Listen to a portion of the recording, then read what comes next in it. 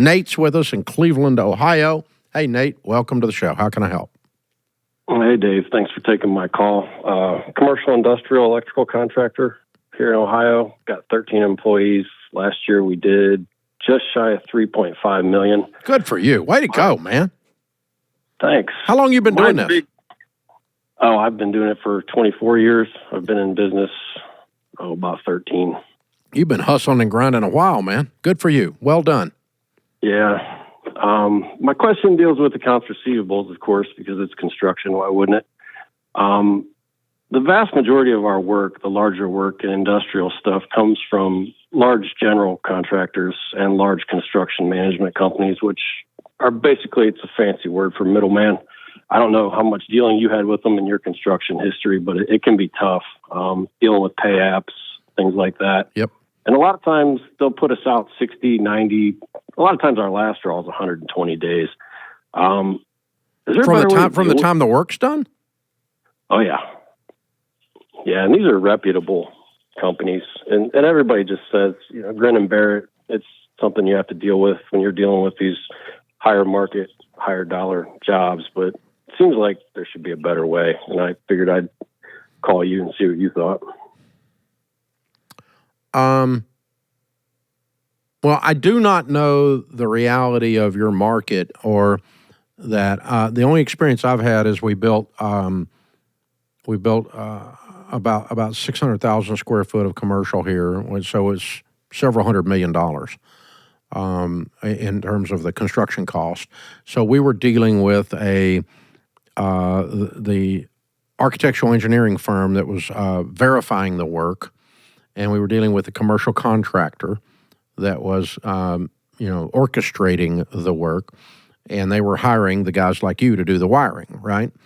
Yeah. So I know that every month we met in the construction trailer with my CFO and me, with the contractor and with the architectural firm, and we go through, like you said, pay app. And once a month, we would sit down and they would say, okay, 57.3% of the concrete work is done, so we're going to draw on the job 57.3% of the budget for the concrete. Here's the dollar amount. And it's a verified amount was done, or verified that the work was done by the engineering staff that was independent, and so I paid the general contractor right then for the concrete. Now, I do not know for sure that he immediately paid the concrete guy. Right. But he had the money to. And if I was doing a construction loan, he would have had the money to. Now, I was using cash, of course, because we don't borrow money. But if it's a construction loan, you take a draw on the construction loan at the pay app, and the work is verified. And so, if you're at rough end stage, for instance, with the electrical, well, we know exactly what that is, what the value of that is. We've got wire pulled, the boxes are set, the main's set, but the trim out's not done, right? I mean, that's the basic thing. Am I missing something? And so at that point, they can put a valuation on that and say, okay, that the electrician has turned in an invoice for this amount, and that is accurate based on the work level work completion level that's been done. And we'll cut them a check. And I would suppose they paid the electrician right then. I don't know why they would drag that out. Yeah, usually it's in our contract that they'll have 10 days thereafter to pay us. Now, do we check on that? No, we don't check on that. We go at their word that they received it less than 10 days ago and we got our check. Now, I'm sure that's not always the case. Okay, but I mean, so how do we get to 120 from 10? A lot of the times the 120 days is on the holdback, the retainage for a job. Yeah. So your last draw, you're billing your last 30 days. And what percentage of a job? So what's your typical job size? What's a ticket? Our sweet spot is between $400,000 and $700,000. Okay, so you do a $500,000 job. What's the retainage? Retainage is 10%. Okay, so you got $50,000 hanging out there. So that's not killing you. They're not holding the 500 on you. They're holding 50 on you at the end. Right. And that's really to ensure punch out. Exactly. Ensure completion, because you got to come back and do the 5 things that somebody crosswired something or whatever it is. I don't know what the example would be, but I mean, I'm trying to think. But I mean, I know on these buildings, you have a punch list as long as your dadgum arm as you're coming in. So I'm glad I got some retainage on those boys. I want to keep their attention until I get them done. Right. And then the other issue is the waiver of liens that go out. Each company, our company gets it notarized. The GC, the general contractor. That's pretty standard too. Yeah. Then it's just all these things that take, such an exorbitant amount of time, I think, is what pushes it out. I guess is what I was getting to. That's what pushes it out, that length of time. Just seems so, you're trying to run a debt-free business. It just seems so unreasonable, I guess. It's hard to swallow. Well, but on the typical draw out of the 500,000, other than the 50 at the end, why would you get kicked more than 30 days? Well, we do our work, and it's usually, you bill at the end of the month, obviously. Okay. So we'll have 26, 27 days worth of labor and material in there. And then it goes to the GC or the construction manager. And that might take whatever length of time, a week, 2 weeks. Yeah. And then they'll meet with a guy like you. So then you're out almost 2 months, and then you write them a check. And then they might go another 2 weeks. So that, you see where I'm getting with it? Yeah, but they're not, from the day that you bill them, they're not writing you 60 or 90 days. They're writing you 30 days. 45 is a gift. Yeah. If we get paid within 45, we're doing really well. Okay. And that's from the time of billing. Okay. All right. But basically, you're out labor and materials, and profit is on the weight. Yeah. Okay. Correct. Yeah. And if they have an issue with the customer paying, there's been times where we've gone 6, 7 months and actually had to pull off of jobs, pull bonds, things like that. Yeah, but that's a no pay situation. That's not a standard operating problem like you're questioning about. Okay. Right. All right. So the only thing, I mean, what you're describing is not that far out of bounds then, now that I've gotten down into it, from my experience anyway. And I'm not an expert on the construction field. I've just been around it my whole life, and I have run these two pretty good sized jobs here that are, $500 million worth when we're done or something like that. So I learned a lot in that process of how this thing goes down. And I never heard a single peep from a single sub that they went unpaid unless they just screwed the job up and we had to go replace them. We fired some subs for incompetence they fired them on my behalf, and they may bitch that they didn't get paid, but they didn't do the work either. So have at it, But anyway, but overall, you're saying I did the work properly, I billed properly, and you're just dragging your feet. So I think what I would do is, this is a relational thing. So what we've learned in other spaces, not in the construction world, but we've learned in some of our areas is, if we have a collections problem, there's two possible things going on.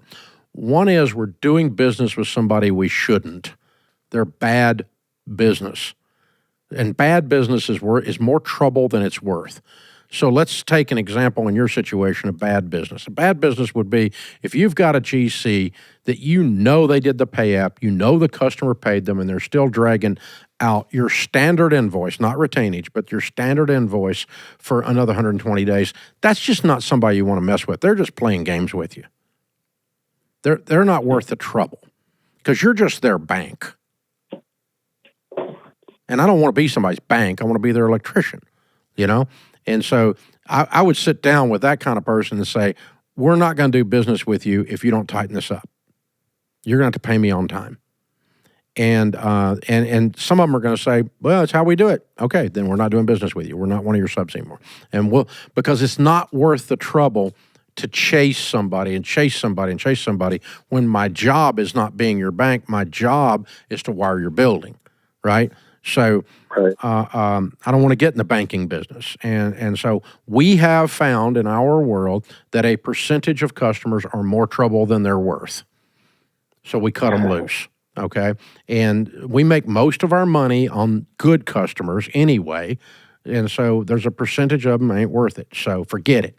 The second thing is we need to do a better job of setting up or resetting the relationship. And so an example would be at Ramsey, we've got all these advertisers that buy ads on our podcasts and on our radio shows, okay? And so when we sell them, we tell them, we're going to bill you on the 1st. You're going to pay on the 15th. If you don't, on the 16th, you're not going to hear your ads anymore. We're not going in the hole to you. We're your advertising outlet. We are not your bank. So you have promised to pay us. You are going to pay us within 15 days. That's our terms. And that doesn't mean 30, and it doesn't mean 45. It doesn't mean 16. It means 15. And when we've had a clear conversation with them as to our terms, as we're making the sale, it's not an improper thing. This is how our payment works. Then we don't have much trouble. Occasionally, we get somebody in financial trouble and they can't pay, or occasionally we get somebody, goof something up and they don't pay. But by and large, we just call them up and go, remember that conversation? 16 days. We cut you off, so we're cutting you off. Or we're going to give you a little more time because we understand there's a circumstance that's weird here, okay, or whatever. But we've got the expectations of the deal set on the front end. So it might be with some of these guys, you go, look, I'm a small business guy. You guys are doing $300 million projects over here. I'm doing $3.5 million a year total. I cannot cash flow and carry you guys. If you want to work with me, we're going to do great work at a fair bid, maybe even the best bid, and you got to pay us quick because we don't have the margin to be able to be your bank. We're not that big. You're the big boy. I'm the little guy. You got to take care of me. And if you can't do that, we're not going to be able to work together. And that's how I would frame it, because all of that's the truth, isn't it, Nate? Yeah, unfortunately it is. Yeah. And you're gonna find that very few of them will not. They'll all understand that, and most of them will tighten up on it, and they'll take care of you. And if you get one that runs late again, you just call them and go, hey, remember that thing where I'm the little guy and you're the big guy, and you were going to pay me on time because I can't carry your butt? Yeah, I need my check, man. Come on, And that's not being mean. It's just having that conversation again. And sometimes with some customers. And I don't know that you can do that in your world, Nate. You'd have to decide, but it wouldn't be on one of the big commercial jobs you're talking about probably, but it might be on something else where you've got a customer that's questionable. I would just take a deposit up front that covers your labor and your materials, or I won't set foot on the job. That way you're not going to lose money anyway.